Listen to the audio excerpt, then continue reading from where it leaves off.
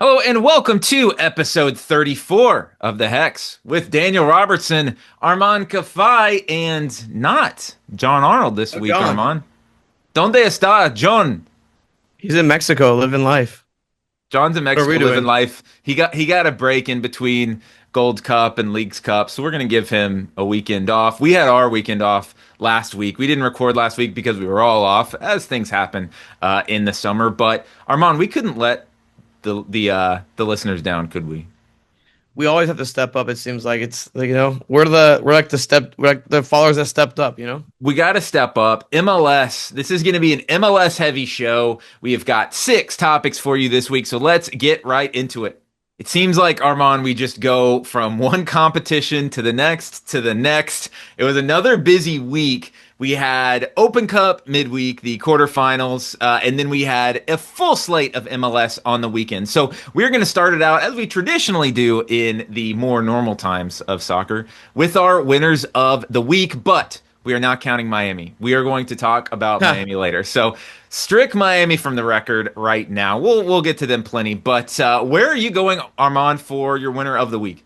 Columbus Crew. The Hellas Real Derby started with a delay, and they were down 2-0 against Cincinnati. I mean, you jump out that Evander goal. I mean, I know we're talking about Columbus here, but let's take a moment and talk about Evander and Cincinnati. I mean, Evander's covering all the cracks. Their underlying numbers weren't really great, and you got this guy who's just incredible. What an upgrade from Lucho Acosta they got, and I mean, he's been absolutely incredible. But they got punched in the mouth. Columbus did, and they stayed through the course. They weathered the storm, almost literally, and they were able to come back and get this 4-2 victory. Now, I'm really intrigued by this acquisition that went really under the radar was a cash for deal, the cash for player deal for Ibrahim Aliyu. Huh. Aliyu was a player that they bought for what 2 point, or that they didn't buy, but Houston bought for 2 point something million dollars. And he went under the radar, and I think they bought him for like 500K from Houston. And he's actually stepped up quite a bit. He's, created some havoc. I'm pretty sure he was the guy who played the ball into the box for Miles Robinson, scored the own goal right there. And they're getting a lot of, like, a decent amount of production out of him when, Houston was ready to give up on him. Mhm. And Columbus just does a really good job at finding some of these assets that maybe, aren't really doing well in some other situations, bringing them in and refreshing them and being able to, play them a different position or a different system and having them excel. So, Ibrahim Aliyu has definitely, like, I've been like looking, I'm like, wow, he scored, wow, he assists, wow, he's doing these In a things, and huge game. in a huge game where in Houston, I mean, to be honest with you, he was just pretty terrible. So for me, Columbus is kind of getting the right gear. They're really coming up the standings. The top of the East is hilarious because it's Yeah. like Philadelphia, Cincinnati, Columbus, Nashville, and oh yeah, Miami's also coming. So there's a lot going on up there. I think that, you point something out here, and we don't talk a lot about these topics before we go on the show because we want to hear, what each guy is going to say and react to it. And something you said actually really piqued my interest in the sense of Columbus and how maybe this week was a week that showed both what happened in their game and what has happened in other games, just how much chess they are playing when other teams are playing checkers. And I wouldn't put Houston as like a team that I would put them in the medium of well-run teams. Like they're certainly not a poorly run team, Right. but let's look at Evander and let's look at Lucho Acosta. How much did they sell Lucho Acosta for at FC Dallas? 5 million. 5 million. How much did they buy Evander for? 15? 15 million. Or Okay, 15, give or take. so they come out at about 10 million spend. Evander right now is on the way up. He's arguably the best besides Messi. Maybe he's the hottest player in MLS besides Messi right now. He's scoring a goal or an assist in every single game. He's leading Columbus or Columbus, Cincinnati. And then you look at Lucho Acosta, and he has what? He got benched this week. He has 5 goals, 1 assist, doing nothing. It's just really interesting to see how that happens. And obviously Cincinnati lost this week, but they're playing really well. And then you look at Columbus, they find a guy, they are finding these distressed assets in MLS. They're getting them and they're going up. How many teams are buying at the top of peak? FC Dallas buys a Lucho Acosta. That looks like money completely wasted at this point. Whereas Columbus goes and finds a player like Aliyu, Ibrahim, who's like is doing the opposite, Which And exactly, and like the thing is, like, again, they bought him on a low, and like he's a U22 player, so he fits in, barely hits the cap, at what they bought him for, etc. And it's like, oh, this guy's producing. And the reason why I was so interested in him is when he first came and I was still with Dallas, we were like, who is this guy? He's gonna be really good. And he just completely tailed off. And it was just like, this is But rough. that happens, right? Is And like, right, and it happens. especially for You're young not gonna hit on players. every signing. And it's kind of like your first move to a new country, to MLS, Right. and then the Dynamo just give up on him, and Columbus is like, okay, well, now you've adapted, now we'll buy you, and you're ready to go from the start. I mean, there's Exactly. just teams like you don't trade with because they're always going to get the better end of the trade, and I feel like Columbus is one of those teams. But another team similar to that, who's always been really well run, and my winner of the week is going to be the Seattle Sounders. And there's a few reasons for this. Now, it's not just because they went to Kansas City and won midweek, or won on Saturday. Like, that's a nice win for them. Congrats to the Sounders. But to me, it's that they got Jordan Morris back and Oh yeah. scored. Jordan Morris and Jesus Ferreira. And that's how, when you're Seattle, and it looks like right now, Jesus is starting to heat up a little bit. He's scored a few goals recently. I think he's really starting to, he struggled. Maybe he's just getting healthy, Arman. But you look at Seattle, they've won after Club World Cup. 2-0 win against Austin, 1-1 draw against Columbus, which is actually a totally fine result right now with how Columbus is playing, and then they win at Kansas City. Now they are 5 points behind Vancouver. They're fourth place in the West. They're 5 points behind Vancouver, and they have two more home games this week. It's a double match week. They've got Colorado and San Jose at home. If they get 6 points out of those two games, which absolute could and should probably happen, we're looking at a Seattle team that might be 3 or 4 points out of first place in the Western Conference heading into the All-Star game with 10 games left in the They season. always do this. They literally always do this. They have these weird starts that happen. Schmetzer gets them in the role middle to late of the year, and they, pick up and make a run in the MLS Cup. I mean, that's literally when Schmetzer first came into the job. They were bottom of the league, remember, in 2016, and then they went to MLS Cup. He knows how to get these guys going at the right time, and getting a Jordan Morris back and surviving those results. They have to have it. It's massive. And then you get a guy like Jesus Ferreira who has to get acclimated to his first time, not being at FC Dallas, and also coming back from whatever has been plaguing him, and slowly getting into figuring out how to implement him, etc. Because he's not a player that's like easy to put into your lineup. He's a player that could be a 10, he could be a 9, he could be a false 9. There's a lot of ways you can use Jesus Ferreira, so figuring out how to use him is super huge. And don't forget, Daniel, they were supposed to have Paul Arriola, who blew his ACL out in like the preseason. They replaced him with Ryan Kent. They seem to be kind of gelling in the right direction. I wonder what moves they'll make in the window. Maybe adding a U22 player, which may not be immediate impact, but it could be a good depth player for this year to, help their odds. But again, Seattle always just picks up at the right time. They've figured it out, I think, to kind of peak in the right moment. The team we did not mention in the MLS Winners of the Week was Inter Miami, because we've got a lot to talk about with Miami. Clearly the winners of probably the last month of the MLS season. They come into this double match week, Arman, after the Club World Cup. So much emotion, so much exertion in those games. And then they had two road games to the Northeast. And then they had Nashville, arguably the hottest team in MLS, one of the hottest teams in MLS at home. I thought we would see Miami just take a little bit of time off before Leagues Cup. What did they do? 4-1 against Montreal, 2-1 win at New England, and a 2-1 win at Nashville. When you look at the standings now, and they started off slow, but when you look at the standings, Miami is 5 points behind Philadelphia. And guess what? If we ranked MLS on points per game, they're number one. They're number one in the league, Armand. Are they the favorites right now? What's your thoughts on Miami at this point? They are just kind of going along the season. I mean, when you have, again, arguably one of the best players in history, like you're if the best player in history, you are going to be in every single game. Even if Suarez is slow and running around kind of crazy, even if Redondo makes every other mistake, even if Thomas Avalos is crazy and just gets carded in every single game we see him. Weigand doing his own thing. Weigand just kind of running around. You still have the pieces that that make them great. And Mascherano, I mean, I'm not really sold as him as a manager, but you don't really need to be, like, again, with the advantage that he has. And if they add Rodrigo De Paul, which is, by the way, people have been kind of saying this is impossible. It's very possible they can add him this season without using a DP spot. They wouldn't be in these discussions right now. Exactly. And again, and the way it would be possible is LAFC signed Gareth Bale and didn't use it literally in the like spot. this stuff is entirely possible. And how would they do it off a transfer like this?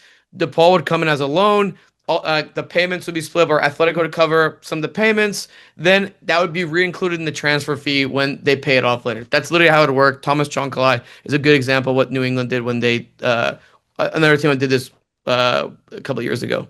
But I think they add DePaul. Then you like let's not talk about that because You're adding a World Cup winner that you're a World Cup winner team in the to a world would be midfield. happy to add.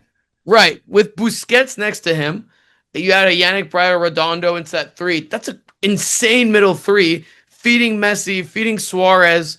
Thais Allende as well, too, has been pretty solid. Yeah. I mean, this team is well-rounded, ready to go. They're coming. They have 3 games in hand. They're kind of just going along. And you know Messi's motivated to make sure he's in shape because the World Cup's coming up. So, all in all, is to say, like, do I think they're the favorites? I would say so. Yes, I would 100% say so. I mean, Philadelphia, they just kick and run, and they can get teams by kicking and running. Nashville and Columbus are on their way up, but I think Nashville might be a piece away. I think Doyle mentioned that, and I agree with him. Columbus, they're good, but I still think they need a proper 9. I think they're still looking for one as well too in the summer window. And then Cincinnati has some, cracks that, like we mentioned, are being covered by Evander. I mean, if you're looking at a team, look at Miami, man. Yeah. No, and the thing that really fascinates me about Miami is what lessons are they going to learn this year versus how they ended last year. And if you remember, Miami totally ran out of gas, right? They won the Supporter Shield, but they got bounced from the playoffs pretty quick, and it seemed like they were totally out of gas. What are they going to learn? What lessons are they going to learn? Because they have the highest ceiling in the league. It does infuriate me, like how teams always seem to gift Miami these goals. Like Nashville gifted them Joe Willis. I don't know what the hell Joe Willis was doing. What's going on there? But this was such a huge week for them because what these points they're getting right now, I don't think they care about finishing first place or getting this Porter Shield at all. What these points allow them to do is look at those games at the end of the season. I'm looking September 20, they play 1 game a week in the last month. You know what they can do? They can just get healthy. They can just rest. And in the last month of the season, they're not going to need to get their points. I don't think they care about winning this Porter Shield. Maybe they Can I ask you hypothetical? Sorry? So they play Leagues Cup. Yep. Right?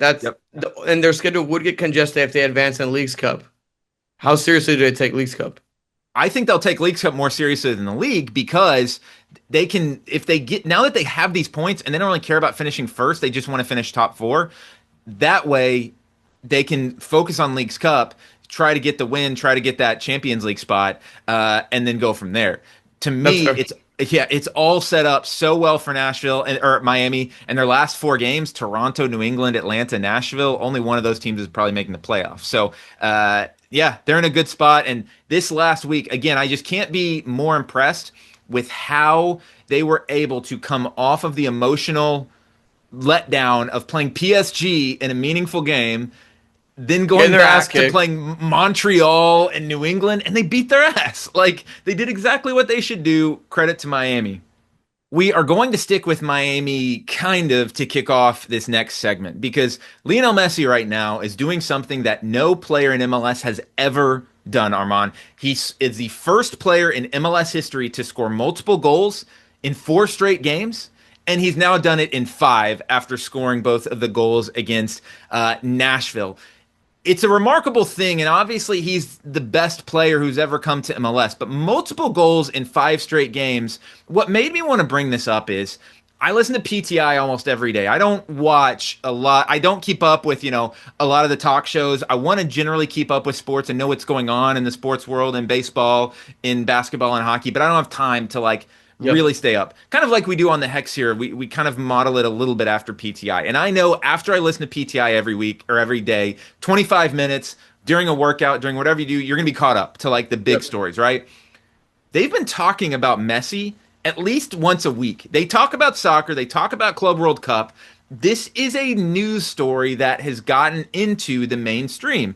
Because if you watch PTI, you're mainstream, and all you are hearing, if you're not an MLS fan, is Messi scoring 2 goals a game, what does this mean? And they talked about how Zlatan said that the rest of the players on Inter Miami were basically running like they were holding bags of sand or something like that. I forget the exact quote. But I'm very conflicted on this because it's amazing to enjoy Messi in MLS, obviously, and it's a joy to get to watch him in this league. It's something we could dream about back in the day. But is it a good thing that in the middle of the season he's scoring 2 goals a game, not even really trying that hard? And it seems like right now, like the way I phrase the question is he simply a god, or is this an indication of MLS is in the dog days of summer where the games don't even really matter that much for a lot of the teams? So here's the thing. When it comes down to like what's the word for it? I'm trying to think of the word. Both can be the answer, by the way. Yeah, when it comes down to intensity in the summer, MLS drops off drastically. Drastically, it drops off. That's a big argument for why the schedule change. People point that out because it's only getting hotter and it's getting more difficult. Actually, I was noticing that Apple doesn't put any games on the afternoon, and a lot of people I put on Blue Sky. And a lot of people were like, "Well, yeah, because it's summer.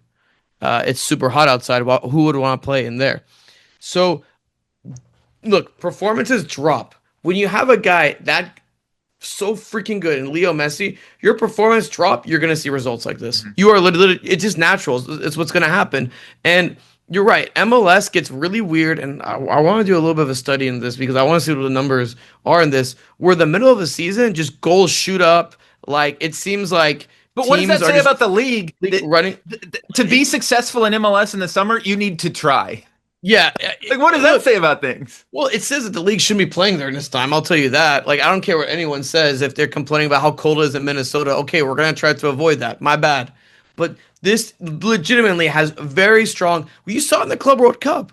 Yeah. In the Club World Cup, we saw, performances drop. I mean, to the point to where Infantino had to come out and say, I mean, he never will come out and say, oh, we'll do something else or something. To say, hey, don't worry about the World Cup. We're going to play in roofed areas. MLS is doing this every year. Yeah. Every year they're playing in the dog days of the summer, like in ridiculous temperatures. Like, look, to me, I think it's a mix of both, but I think it's a little bit more of MLS just like the performance, the struggles in the summer. And can you blame the players? No. We sit through games. We sat through a game last year. I think it was Dallas, Cincinnati, and we were so like, hot. This is miserable. This is legitimately miserable, and we were sitting there in the stands. And that was a 7:30 kickoff. That wasn't a middle of afternoon kickoff. And where it goes to me also is, and Arman, I do a lot of betting on MLS, and I have a channel dedicated to it, and it's really difficult when you have to analyze the motivation for teams because there are games right now where it doesn't look like teams are totally locked in and super motivated because at the end of the day, what's the difference between 5th place and 9th place? Oh, we can take a few games off and then just kind of like ramp it up again in the future. Whereas Miami, all it seems like is they're just trying and they are getting the results against teams that don't really seem to be trying. And frankly, they're just unserious. Like, it just looks unserious to me in some of these. I won't put Nashville in that category because I think Nashville, they had an unserious play for that goal on Messi, but they really did want to make a statement. That win for Miami was very impressive. But there are other games where teams are just out there riffing. And it's just kind of like, but I mean, can we because there's no consequences? Like, there's no, I'm not saying promotion relegation. I'm just saying MLS has got to find a way to make these games matter. I wanna talk about Nashville for 1 second. BJ Callahan comes in. I mean, it's not like the roster changed that much. Like, genuinely, the roster changed that much? No, I don't think so. Yeah. Like, they added Yazbek, they added Qassem, Andy Nahar. Like, great signing. The core of the roster is pretty much the same. Like, and BJ Callahan comes in, clear ideas, boom, Nashville shoots up the rankings and like shoots up the standings. All it takes is a couple of clear ideas and knowing what you're doing. Or Philadelphia, Bradley Carnell comes in. Yes, like, I don't like the way that they play, but he came with a very clear idea, a very clear identity. Boom, shoot up the rankings. Like, this is like MLS is a very simple league. Have clear ideas, try a little bit, and you'll shoot up you'll shoot up the standings. I mean, look, we talked about Seattle. Like, they're climbing up at the right time. Like, it's a very simple league, and I mean, for me, it's it's rough watching some of these games, to be honest with you, in the summer. It's very rough. Well, there's going to be more of it because there's on Wednesday there's a 14 match slate, and on Saturday there's a 14 match slate before the All-Star game next Wednesday. Then there is a full slate on Friday and Saturday the next week, and then we are straight into Leagues Cup with multiple matches a week for the teams playing in it. So there will be a lot more games. I will say though, like as long as you dig a little bit, I mean Cincinnati, Miami, that's going to be a good one on Wednesday.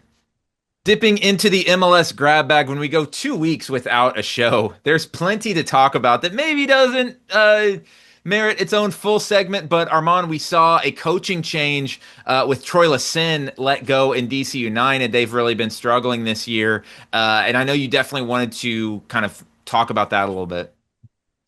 Yeah, I mean, Troy Lesesne, I don't think he did himself any favors. Remember, he was a hot, like, young coach in New Mexico United. He, I think, beat FC Dallas in the Open Cup Yep. when it was at SMU. When they played that one game at SMU, and like I everyone's didn't like, "Oh, realize this he was guy's." the coach there. That's interesting. Yeah, he was a coach. Yeah, and he's this hot young coach. He went to Red Bull, had his pressing system, and then they hired him off Red Bull. DC did. Man, can we talk DC United? They have Christian Benteke. They have a DPS not even on their roster right now. It's on Atlanta and Mateus Clich. Their team that they've built has just been so meh. They've made some good signings. Like they got Jose Kojima, who's they acquired from St. Louis City, who I think is an excellent player. They have Christian Benteke, who I think has actually been really good. But how do They you have the couldn't Golden stop Boot winner anyone. and how do you miss the playoffs with a Golden Boot winner? That's crazy. They couldn't And stop anyone. 41 they goals allowed. and I don't think and look, all like Lesesne, like I said, I think he has the potential to be a good coach. I just don't think this was a good situation for him, but B, I don't think he did any favors. We're kind of seeing a situation like this kind of unfold kind of in our backyard, Daniel. Yep. In Dallas, but again, it shows that it's very hard to jump from a USL championship and dominate to go into MLS. Like people think it's easy, it's whatever. It's actually like a lot harder than people think. And for Lesesne, like they're on the pace to miss the playoffs 2 years in a row. That's unacceptable in MLS. But DC is also a mess. So they couldn't hire Jim Curtin. They hired a guy from I think Austria, I think it was. Yep. Which we don't know really much about him. I don't know, man. What I think happened? that franchise is a little bit in disarray. We're still kind of unsure why they went 3+3 instead of 2+4. Looks like they were trying to hit on, a Paul Pogba, Kevin De Bruyne Mhm. type player, and they didn't hit on either. So So don't know what's going on there. DC's in tough shape. Another team that had is sticking with their coach and made a bunch of offseason moves. Austin FC. It happened this week. So Austin did advance to the semifinals of the Open Cup, which is huge for them. Any sort of trophy would be seen as a massive success for Austin this year. But at what cost? Brandon Vazquez tore his ACL against San Jose in that game, off the ball injury. And now Austin, who is currently in ninth, which is not technically a playoff spot, but it is a play-in spot, they're fighting it out. I would say, there's kind of a clear split in the Western Conference. I'd say LAFC, Portland, Seattle, Vancouver, Minnesota, San Diego. Like those are the 6 teams that are pretty safe. Then you've got Colorado, San Jose, Austin, Houston, Salt Lake, probably maybe LA or Dallas, but those are the ones battling for those last few spots. And Austin's in a tough spot right now because they built the team around Vazquez, right? And They also can't score. They can't score, and now their forward is out for the season, and potentially longer than that. It's a huge bummer for Vazquez, who is on the fringe of a national team spot. Probably not really in the World Cup picture, but an Austin team who has the second, or is it the fewest goals scored in MLS, and now they're playing Diego Rubio at forward. So, Arman, quick question on this one. Since he went out and he's down for the season, can they put him on IR and open up another DP spot if they wanted to go sign another forward? Yes. Yes, they absolutely can. I don't think they can switch to the 2+4 because they already What is used 2+4 for the 2+4 is having 2 designated players for U22s.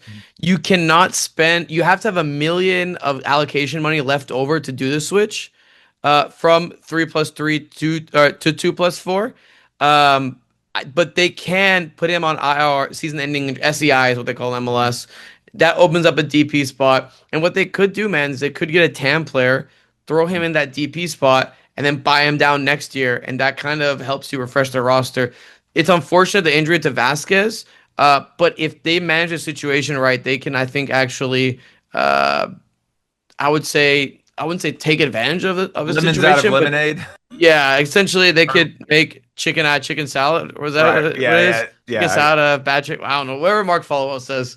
Yes, chicken salad out of chicken S Yes, is how is the saying goes. And then man, for Austin, they made three offensive signings, spent nearly $30 million. and they They're can score. and they're last in MLS for goals. That doesn't look great for whoever's running the team. I don't put that as much on Nico. I think because they do have the Their fewest offense goals. does have they have no Well, and midfield creativity. they have the fewest goals allowed in the Western Conference. So if they didn't have an amazing defense, which Nico is a better defensive coach than an offensive coach, where would they be? They still have a shot at the playoffs. Real quick, also Patrick Agyemang looking like his deal to Derby County is going to be finished. And Armand, one thing I wanted to point out, and shout out to Matt Doyle for this one. He pointed out how they already potentially have a ready-made replacement for Agyemang in this guy Idan Toklamati, who Yep. they signed him from Israel last year. He had been playing with their USL team or their MLS Next Pro team some. To me, that shows again a forward-thinking front office that is just tons of dart throws. Maybe it works, maybe it doesn't, but dart throw after dart throw. They have a player sold and they have one maybe ready to take the reins. Do you think that this move is a good one for Agyemang?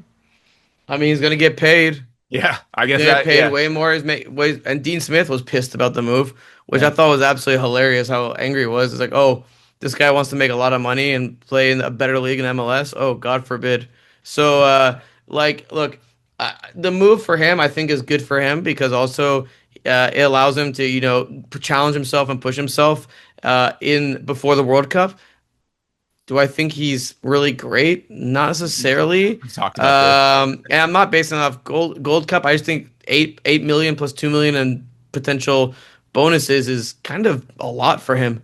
But a lot of people point out to me that he has crazy physical skills, which I think he absolutely does. It's just he's made a lot of progress in the 2 years he's been playing professionally. I mean, remember he was drafted 2 years ago, and I mean, the potential is definitely there. Just maybe not as much. It just really reminds me of a Daryl DK. Yeah. Like I don't know why. Like it Well, just but reminds me DK of did Daryl have a bunch of DK. injuries. Yeah, and like it's been unfortunate for him, but I'm really interested to see how he's gonna do at Derby, especially, in the championship where there is pressure when you get relegated. So what happens if they don't win? Does he get dropped from the lineup and then he ends up back in MLS in a couple of years?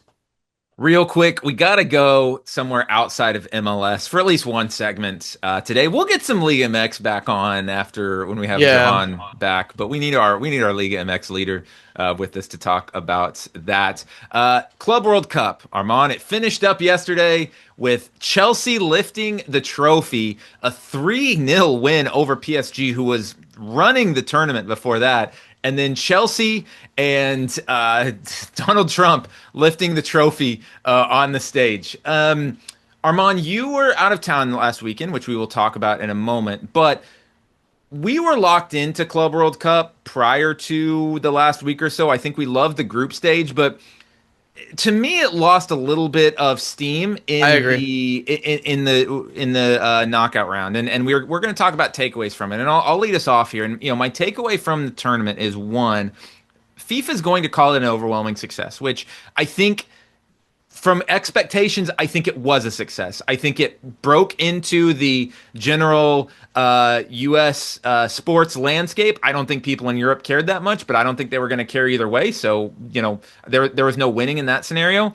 I think that the crowds were good. I think that the mistake they made is they probably like would people are acting like the crowds are bad and all these empty seats. If you had put 30,000 into an MLS stadium, obviously most MLS stadiums don't hold 30,000, but if you put these in regularly sized stadiums, let's say you went across England and you put them in the regular English stadiums, they would have been almost completely full of every stadium, amazing Yep. atmospheres. I think the crowds were great. I think, okay, of course, there were a few games where the crowds weren't great, but like that's going to happen no matter what. No matter where you put it, that is going to happen. However, I think that what we learned, especially later in the tournament, was, and you mentioned it a little bit in the last segment, playing these games in the afternoon, this was a preview of the World Cup. 100% it was. Anyone who's saying it wasn't is not being honest. The main takeaway for me as we head into the World Cup is that FIFA has to be very smart about where and when they play each game and when the kickoff times are. Because you had mentioned, like, oh, this might be a preview of the kickoff times. We're seeing games. If these games, if the semifinals had been played at 7 p.m. instead of at 2 p.m. Central Time, I think more people would have been paying attention, and I think the games would have been a better spectacle also. What was kind of your main takeaway from the tournament? I'm tired of this shit from FIFA, where they're like, "Hey, we need to appease a European viewer." Sure. Okay, we can do it. Like, but it's gonna come at a cost, and it's coming at the cost of the game. The And the game fans that are itself, the there. quality is terrible. Is not terrible is the wrong word, but it's definitely lower than what it would be if it was a little bit cooler outside. The heat matters. And then it comes down to, and I don't want to make it a 2026 discussion, but I mean, Daniel, you took the words right out of my mouth. It has me thinking about the World Cup. I mean, I thought the Club World Cup was very fun. I thought it lost a lot of steam. I 100% agree because they played the games at 2 p.m. for whatever reason. Put it at 8 p.m. People would have watched more. Like the Man City was it Al Hilal game. It was at 8 p.m. Everyone was talking about it. Everyone The, was talking the, about how the awesome it group was and chat was stuff like blowing up that. on it, and there was no sports going on those Tuesday and Wednesday Right, nights. There was exactly. nothing. So for FIFA to come out and be so naive and be like, well, and yes, guys, they're gonna put the game at 2 p.m. Local. They're gonna put it in the Meadowlands as well too. It's like, what are you doing? Seriously, it's like, what are you doing? I mean, the World Cup quality is gonna suffer. It makes me a little nervous with the World Cup. I think it's gonna be a great spectacle. I think it's gonna be a lot of fun. But I think we're gonna look back and like the quality of football just wasn't as good as what we thought, and we know exactly what the reasons were. Players are complaining about the weather and stuff like that, and some people are like, it's not that hot. It's 85, 9 degrees. It's hot when you play soccer. Okay, like it's legitimately like hot weather. And when we're like looking at it, like the quality went down, Daniel. That's why the tournament, like towards the end of it, we were kind of like, because the quality went down because Well, of the heat. People don't understand when you play in hot weather. It's not only your body that overheats, your feet start hurting. You can't run as fast. You can't think as much. And that's why, like this, like the end, I think we started seeing a lot of lopsided results because of that. Like Well, because but of those. and the thing also is you feel it more as the tournament wears on. And Exactly. as there's more games, the players get tired, they're getting to the end of the season, and the semifinals and finals were just not the spectacle that we would have wanted them to be. Well, what are we going to have in the World Cup? 48 teams, and there's an extra round of games. There's not a round, it doesn't go straight to the round of 16 like the Club World Cup did. It goes from 48 teams to there's a round of 32, then a round of 16. So teams are going to be playing like 8 games by the time they get to the semifinal and final. And if you play those now, the semifinal, two of the aren't the Dallas is one of the semifinals. Is the other one Dallas one Atlanta? is, I think so. I'm 100% sure. So those two are inside. If it's Dallas and Atlanta, that'll be fine. But the final at MetLife, of course, they have to do it at 2 p.m. Central Time or 3 p.m. It should be played at 7 or 8. To me, that is the main takeaway from the Club World Cup. Out of all of the games that got Yeah, I played, mean, look, that's the the soccer was takeaway. fun, but like, and the early rounds were fun, but as the tournament kind of went on, it was like, Well, and if there was one other takeaway, I think that it is going to be a beautiful thing when the World Cup comes here next year and those first group stage games with all the different people from all the different countries and all the different cultures coming together. To me, that was the biggest W of the Club World Cup was seeing the yeah, if they fans can from get Boca visas. and Egypt and Morocco. That is going to be beautiful to see. I can't wait for it. All right, Armand, we can't keep them waiting any longer. We're in segment 6 now. We like to have fun in segment 6. And you were on the road this weekend and experienced a new MLS stadium for the first time. You were in Why are Los you saying it like Angeles. this? You were in LA because you haven't been to that many stadiums. For a league diehard, I I've been think to I've been. 9. You've been to 9? Okay, well, that's, Yeah. like a third. That's It, decent. yeah, it's ramped up recently, but it was like 2, like 3, 4 years ago. Now it's 9. We'll cross BMO Stadium off the list because you were in LA for the game last weekend against FC Dallas, where LAFC won 2-0. We don't need to get in too much the on the field shenanigans of that one because it was basically exactly what we thought. FC Dallas is terrible with no direction, and LAFC could sleepwalk through the match. And as long as they didn't give FC Dallas any gifts, they were going to Yep. win. That's what happened. As a fan, though, what was your experience like at LAFC, your first professional game in Los Angeles? A lot of these clubs that have these, brand new shiny stadiums, they are definitely at some sort of a advantage when it comes to revenue because the areas when it comes to the box seating and stuff like that, Cool. they're not only cool because I know you went to Columbus and you were definitely talking about that, but that's also where a lot of your money comes from, right? Compared to the Union, not really anything there. FC Dallas, not really anything there. Dynamo. Dynamo, it's fine, but nothing really crazy. Premium seating is where a lot of these clubs have money. There's no wonder FC Dallas is focusing so much on their renovations to. I mean, I'll be Yeah, honest with you, the vast majority of the renovations are mainly to improve the premium seating because they don't correct. have any. Correct. LAFC Stadium is, I think, the best stadium I've been to. Well, personally, I mean, obviously, I haven't been to the newer ones, but it's the best stadium I've been to in this league by far. And even though it has a little bit of, it's not as new as the other stadiums. My goodness, it is beautiful. When I'm talking about, pregame outside, there's a big lawn area, and all the supporters groups, or and the fans were having, tailgating and getting ready for the game, etc.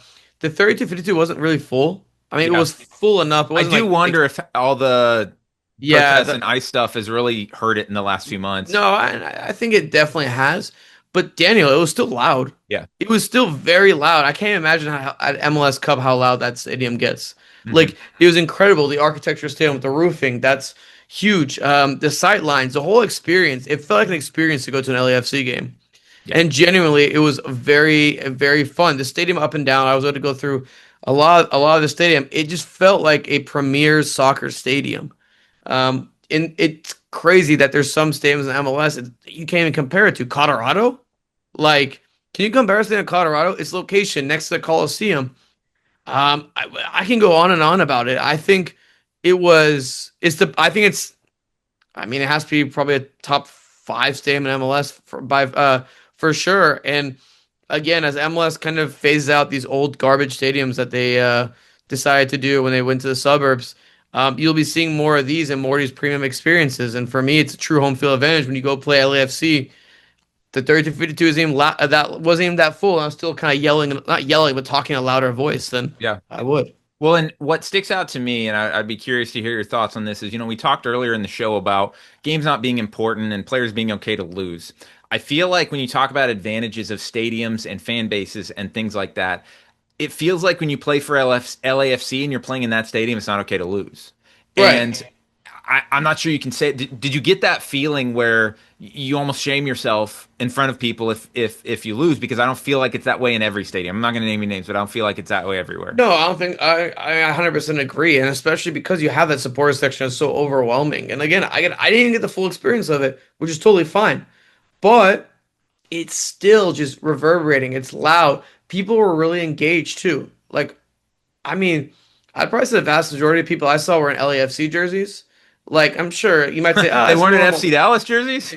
No, there was one. I actually I met up saw with him one. Yeah, I after a saw game. one on He was TV. behind the bench. Yeah, that's Corey. He's a nice guy. He's a Okay, really nice. He's but that says it all that we actually know the names of the yeah, people in the stadium. yeah. I mean, he's a nice guy. I went up to him after a game and talked to him. So he's a really nice guy. But like, it's such a nice stadium, and it's like, I mean, I've been to Q2, and Q2 doesn't get that loud. Like, Ooh, I all mean, right. well, Clip hold on. that one and put it on No, social. hold on. Quote graphic. When we played Austin FC in the playoffs in 2022, when I say when I was part of FC Dallas, that was the loudest atmosphere I've ever been to for an MLS Okay. stadium. All right. We it was hard for us to communicate with the bench. It was loud, but when I'm talking about a normal game day experience, like it's not necessarily as loud as what I think the 32-52 were in Right. LA. But I mean, like I said, fantastic stadium. I Did you get loved. any vegan food options? Were there vegan options? There's actually a food court like right like across the inner. There's like a little inner like underpass you walk under, Mhm.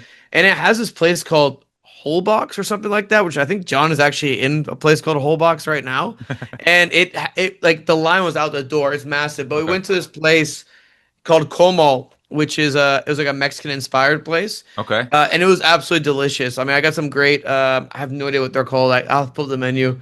But they were like the tortillas were on the bottom. They had a little bit of beans. Like a Some, tostada? it wasn't like a tostada. It was different. I don't know how to Okay. describe it. With Look it cactus, up, and then folks.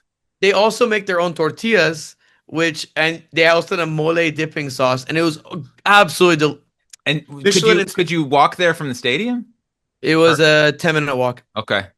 So Man, I mean, well, it's it just makes me, yeah, and well, whatever. I don't want to trash on anyone too much farther. It's just these are the experiences that get you to pay money for season tickets. I mean, even at Austin FC, If even you, at but Austin, Armand, that yeah, LAFC game, if you lived even just remotely in LA, $100 a ticket for a season ticket to that doesn't seem crazy to me because no, it's such a I'm great experience. It feels like a big game every time you go. no, exactly, and it's a party atmosphere outside the stadium as well. And once it's even at, like a stadium like Austin FC at Q2, they have like food truck row and stuff like that, like in front of the stadium, where you can literally go and then walk the stadium. It's a 5 minute walk. It has all the different cuisines and stuff.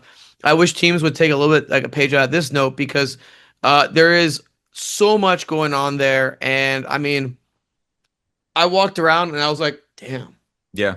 damn. I was at the field club, damn. This is Like how the 1% live.